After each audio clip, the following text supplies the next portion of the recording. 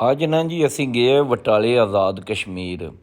Chaudhary Imran Ahmed Bamta advocate supreme court ਨੇ ਨਾ ਜੀ ਅੱਜ ਨਾ ਉੱਥੇ ਮੈਂਗੋ ਪਾਰਟੀ ਅਤੇ ਜ਼ੋਹਰਾਨੇ ਦਾ ਇਹਤਮਾਮ ਕੀਤੇ ਆ। ਅਤੇ ਇਹ ਨਾ ਪਿਛਲੇ 8-10 ਸਾਲ ਤੋਂ ਨਾ ਬਾਮਤਾ ਸਾਹਿਬ ਨੇ ਨਾ ਹਰ ਜੁਲਾਈ ਵਿੱਚ ਨਾ ਇੱਕ ਪ੍ਰੋਗਰਾਮ ਰੱਖਿਆ ਹੁੰਦਾ ਬਟਾਲੇ ਨਾ। ਇਹ ਨਾ ਜੀ ਖਾਣਾ ਪੀਣਾ ਕਿਸੇ ਕੇ ਹੁੰਦਾ ਹੈ।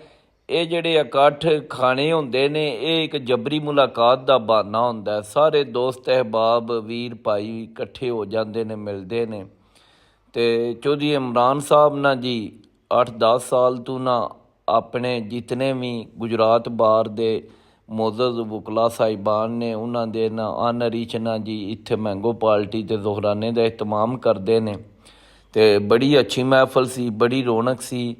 ਬੜੀ ਕਸੀਰ ਤਾਦਾਦ ਵਿੱਚ ਵਕਲਾ ਸਾਹਿਬਾਨ ਅਤੇ ਮੁਅੱਜ਼ਜ਼ੀਨ ਇਲਾਕਾ ਨੇ ਸ਼ਿਰਕਤ ਕੀਤੀ ਹੈ।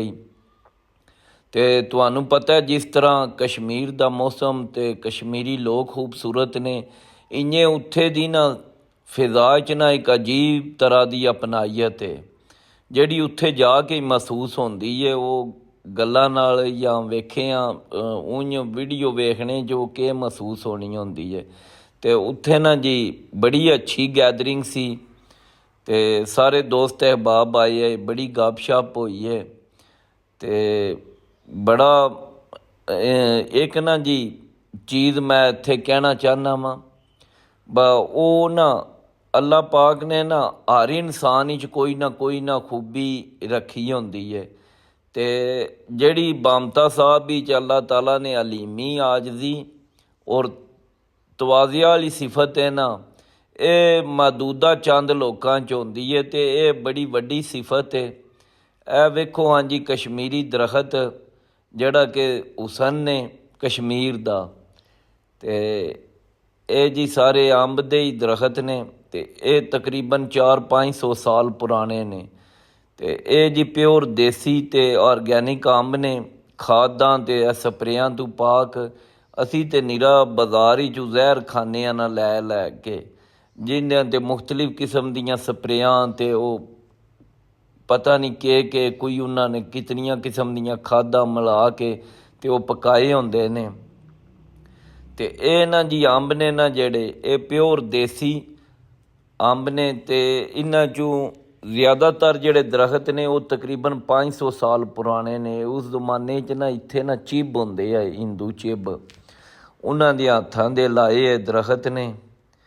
ਅਤੇ ਇਹ ਜੀ ਮਹਿਫਲ ਦੀ ਜਾਨ ਨੇ ਚੌਧਰੀ ਅਲੀ ਅਸਗਰ ਯਾਦ ਸਾਹਿਬ, ਪੀਰ ਨਦੀਮ ਗੌਰ ਸਾਹਿਬ ਅਤੇ ਦੂਜੇ ਸਾਰੇ ਦੋਸਤ ਅਹਿਬਾਬ। ਅਤੇ ਬੜਾ ਮਜ਼ਾ ਆਇਆ, ਬੜਾ ਮਹਿਫਲ ਨੂੰ ਇੰਜੋਏ ਕੀਤਾ। ਅਤੇ ਇੱਥੇ ਨਾ ਜੀ ਮੈਂ ਜ਼ਿਕਰ ਕਰਾਂ ਦਾ ਸਾਡੇ ਕੋਈ 4-5 ਦੋਸਤ ਨਾ ਆਪਣੀ ਕੋਈ ਜ਼ਾਤੀ ਮਸਰੂਫੀਅਤ ਦੀ ਵਜ੍ਹਾ ਤੋਂ ਨਾ ਜਿਹੜੇ ਸ਼ਾਮਲ ਨਹੀਂ ਹੋ ਸਕੇ।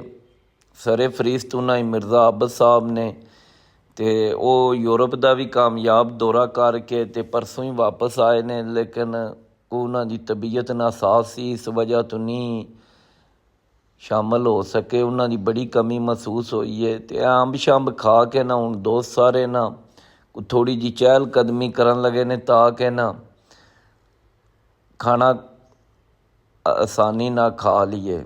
ਅਤੇ ਇਹ ਹੁਣ ਫਿਰ ਜੀ ਮਹਿਫਲ ਜੰਮ ਗਈ ਹੈ। ਅਤੇ ਉਹਨਾਂ ਦੋਸਤਾਂ ਨੂੰ ਜਿਹੜੇ ਨਹੀਂ ਸ਼ਾਮਲ ਹੋ ਸਕੇ ਉਹ ਵੀ ਰੂਹਾਨੀ ਤੌਰ 'ਤੇ ਇੱਥੇ ਉਂਝ ਮੌਜੂਦ ਹੀ ਹੈ। ਉਹਨਾਂ ਦਾ ਜ਼ਿਕਰ ਅਜ਼ਕਾਰ ਜੇ ਬਹੁਤ ਜ਼ਿਆਦਾ ਹੁੰਦਾ ਰਿਹਾ। ਅਤੇ ਬਾਕੀ ਇੱਕ ਵਾਰੀ ਮੈਂ ਫਿਰ ਸ਼ੁਕਰੀਆ ਅਦਾ ਕਰਨਾ ਆਪਣੇ ਪਿਆਰੇ ਭਾਈ ਚੌਧਰੀ ਇਮਰਾਨ ਅਹਿਮਦ ਬਾਮਤਾ ਸਾਹਿਬ ਦਾ ਕਿ ਉਹਨਾਂ ਜਿਹੜਾ ਆ ਇੱਕ ਮੁਲਾਕਾਤ ਦਾ ਅਹਿਤਮਾਮ ਰੱਖਿਆ ਸੀ।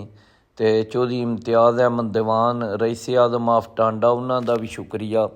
ਅਤੇ ਹੋਰ ਜਿਤਨੇ ਸਾਡੇ ਗੁਜਰਾਤ ਬਾਰ ਤੋਂ ਮੁਅੱਜ਼ਜ਼ ਅਤੇ ਸੀਨੀਅਰ ਮੈਂਬਰ ਖਵਾਜਾ ਨਵੀਦ ਅਹਿਸਨ ਸਾਹਿਬ, ਚੌਧਰੀ ਇਲਿਆਸ ਚੇਚੀ ਸਾਹਿਬ, ਚੌਧਰੀ ਰੁਖਸਾਰ ਸਾਹਿਬ, ਸੈਯਦ ਫਿਦਾ ਬਾਦਸ਼ਾਹ ਸਾਹਿਬ, ਹੋਰ ਜਿਤਨੇ ਅਹਿਬਾਬ ਨੇ ਸ਼ਿਰਕਤ ਕੀਤੀ ਹੈ ਉਹਨਾਂ ਸਾਰਿਆਂ ਦਾ ਤਹਿ ਦਿਲ ਤੋਂ ਸ਼ੁਕਰੀਆ ਅਦਾ ਕਰਨੇ ਆ। ਉਹਨਾਂ ਨੇ ਇਸ ਮਹਿਫਲ ਦਾ ਮਾਣ ਵਧਾਇਆ ਹੈ। ਉਹ ਸਾਡੇ ਮੁਅੱਜ਼ਜ਼ ਮਹਿਮਾਨ ਹੈ।